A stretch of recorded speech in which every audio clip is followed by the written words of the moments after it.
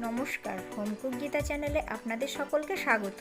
আজ আমি আরও একটি রেসিপি নিয়ে চলে এসেছি। বাড়ির সকলের আবদারে বানালাম মাটন বিরিয়ানি, সেটাই আপনাদের সাথে শেয়ার করছি। বিরিয়ানিটা বানানোর জন্য আমি নিয়ে নিয়েছি মাটন, এরকম একটু চর্বিযুক্ত মাংস আমি নিয়ে নিয়েছি।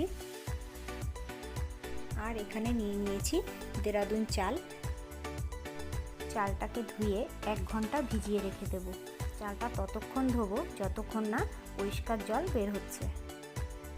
গ্যাসের উপর একটা কড়াই বসিয়ে দিয়েছি, আর তাতে দিয়ে দিচ্ছি বেশ কিছুটা পরিমাণ সাদা তেল।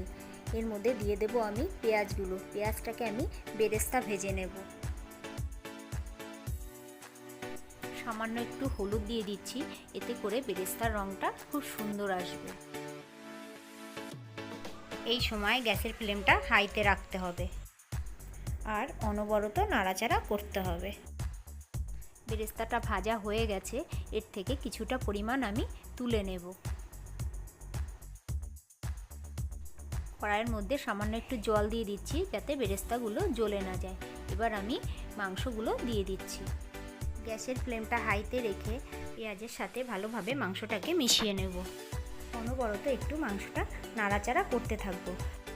যখন মাংসের কালারটা একটু চেঞ্জ হয়ে আসবে, তখন আমি এর মধ্যে দিয়ে দেব 1 চামচ আদা রসুন বাটা আর 1 চামচ কাঁচা লঙ্কা বাটা। মশলার সাথে খুব ভালোভাবে মাংসটাকে মিশিয়ে ঢাকা দিয়ে দেব।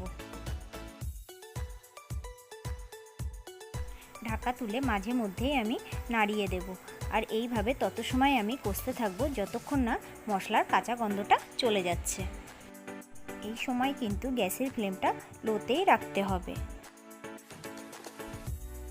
এখন এর মধ্যে দিয়ে দিচ্ছি পরিমাণ মতো নুন, কাশ্মীরি লঙ্কার গুঁড়ো, গোটা গরম মশলা, তেজপাতা আর 1 চামচ বিরিয়ানি মশলা। এবার সব কিছুর সাথে ভালোভাবে আমি মিশিয়ে নেব। ভালোভাবে মেশানো হয়ে গেছে, এবার আমি ঢাকা দিয়ে দেব। মাঝে মধ্যে ঢাকা তুলে আমি একটু নেড়ে দেব। এইভাবে ঢেকে কষতে কষতে মাংসটা লো ফ্লেমে অনেকটাই সিদ্ধ হয়ে যাবে। দেখুন, আমি একটু হলুদ ব্যবহার করিনি, তবু মাংসটার কত সুন্দর কালার এসছে। এই পর্যায়ে আমি দিয়ে দিচ্ছি ফেটিয়ে রাখা টক দই। টক দইটা যদি আমি আগে দিয়ে দিতাম, মাংসটা সিদ্ধ হতে অনেকটা টাইম নিত। ভালোভাবে নেড়ে চেড়ে আবারও আমি ঢাকা দিয়ে দেব। দেখুন, মাংসটা ভালোভাবে আমার কষানো হয়ে গেছে। নিয়ে নিয়েছি একটা প্রেসার কুকার, এর মধ্যে আমি মাংসটাকে দিয়ে দেব। পরিমাণ মতো জল দিয়ে আমি সিদ্ধ করে নেব।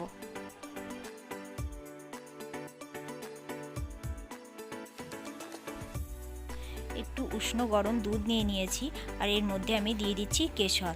কেশরটা দিয়ে খুব ভালোভাবে ভিজিয়ে রেখে দেব। গ্যাসের উপর একটা কড়াই বসিয়ে দিয়েছি। কড়াইটা গরম হলে এর মধ্যে দিয়ে দিচ্ছি সাদা তেল। এবার আমি আলুগুলোকে নুন হলুদ দিয়ে ভেজে নেব।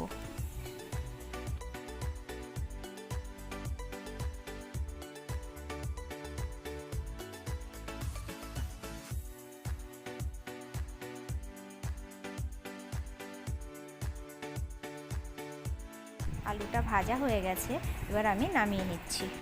এদিকে একটা পাত্রে জল বসিয়ে দিয়েছি, এর মধ্যে দিয়ে দিচ্ছি নুন, তেল, তেজপাতা, গোটা গরম মশলা, জয়ত্রী, বড় এলাচ, শাহজিরে, একটা স্টার, গোলমরিচ, শাহমরিচ, জায়ফল, এটা একটু ভেঙে দিয়ে দিয়েছি। বা জলের সাথে সব কিছু ভালোভাবে ফুটিয়ে নেব, এতে সব কিছুর ফ্লেভারটা খুব ভালোভাবে মিশে যাবে। আর দিয়ে দিচ্ছি একটু কেওড়া জল, গোলাপ জল আর ভিনেগার। এবার আমি সব কিছু ছেঁকে ভালোভাবে তুলে নেব। এবার আমি চালটা দিয়ে দিচ্ছি। খুব আলতো হাতে নাড়িয়ে দেব। ভাতটা রান্না করে নেব। এই সময় একটা কথা, আপনারা জলে নুনের পরিমাণটা একটু বেশিই দেবেন, যাতে জলটা লবণাক্ত হয়। ভাতটা 80% মতো হয়ে গেছে, বাকিটা দমে হয়ে যাবে। ফ্যানটা ঝরিয়ে নেব।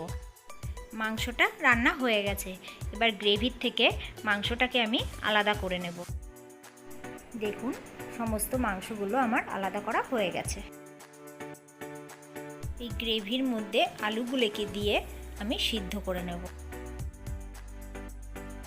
কেশর ভেজানো দুধের মধ্যে দিয়ে দিচ্ছি গোলাপ জল, একটু কেওড়া জল আর একটু মিঠা আতর। সামান্য একটু ফ্রুট কালার দিয়ে ভালোভাবে মিশিয়ে নিচ্ছি। মাংসের যে গ্রেভিটা আছে সেটা আমি একটা ছেঁকনির সাহায্যে ছেঁকে নেব, এতে করে গোটা গরম মশলা আর কুচো হাড়গুলো মুখে পড়বে না। ভাত রান্না করা পাত্রটাই আমি নিয়ে নিয়েছি আর এর মধ্যে দিয়ে দিচ্ছি একটু ঘিটাকে আমি ভালোভাবে ব্রাশ করে দিচ্ছি। এবার আমি লেয়ার করার জন্য প্রথমে দিয়ে দিলাম ভাত, আর উপর থেকে কিছুটা পেঁয়াজ বেরেস্তা ছড়িয়ে দিলাম। তার উপরে আমি মাংসগুলোকে দিয়ে দিয়েছি, উপর থেকে গ্রেভিটাও দিয়ে দিলাম, সামান্য একটু বিরিয়ানি মশলা দিয়ে দিচ্ছি, আর উপর থেকে দিয়ে দিচ্ছি কেশর ভেজানো দুধ। এরপরের উপরে আবার আমি ভাত দিয়ে দিলাম। ওই একই পদ্ধতিতে আমি সেকেন্ড লেয়ারটাও করে নিয়েছি। এই লেয়ারে আলুটাকে দিয়ে দিয়েছি।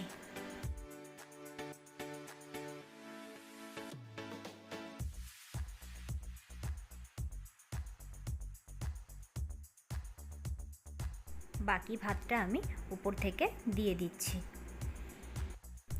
সমস্ত উপকরণগুলো আবারও আমি উপর থেকে দিয়ে দিচ্ছি।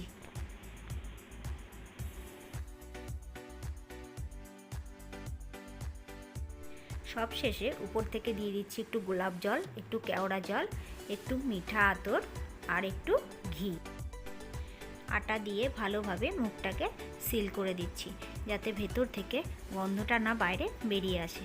আপনারা এটা ফয়েল পেপার দিয়েও করতে পারেন।